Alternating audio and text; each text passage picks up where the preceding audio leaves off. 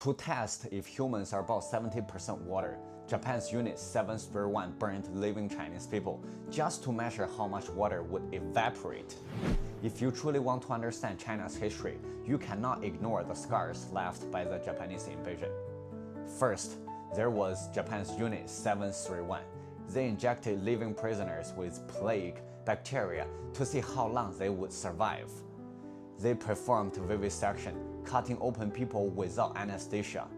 They carried out frostbite experiments, exposing arms and legs of Chinese civilians to extreme cold, and then testing the damage under heat.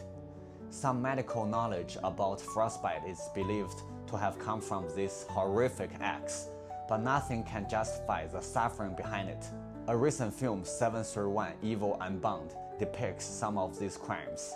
In cities across China, the Japanese army carried out massive killings.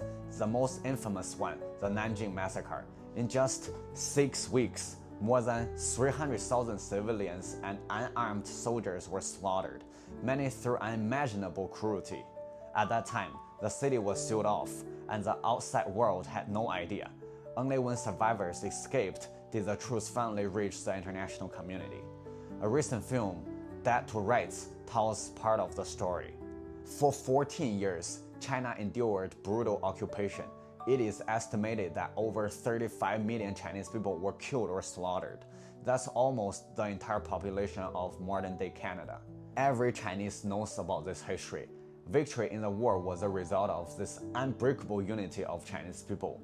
Yet, unlike Germany's full apology for Nazi crimes, many in China believe Japan has never offered a completely satisfactory formal apology.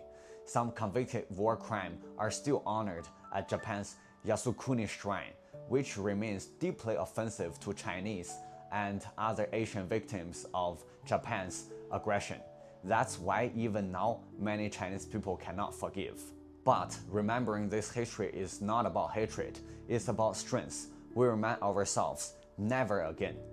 Only by staying united and strong can we prevent such tragedies from repeating. Now, hope you know the history and culture of China a little bit better. If you want to know more, go watch the movie Dead to Rights or 731 Unit Unbound, or look up keywords Nanjing Massacre or 731. May peace stay with us all together.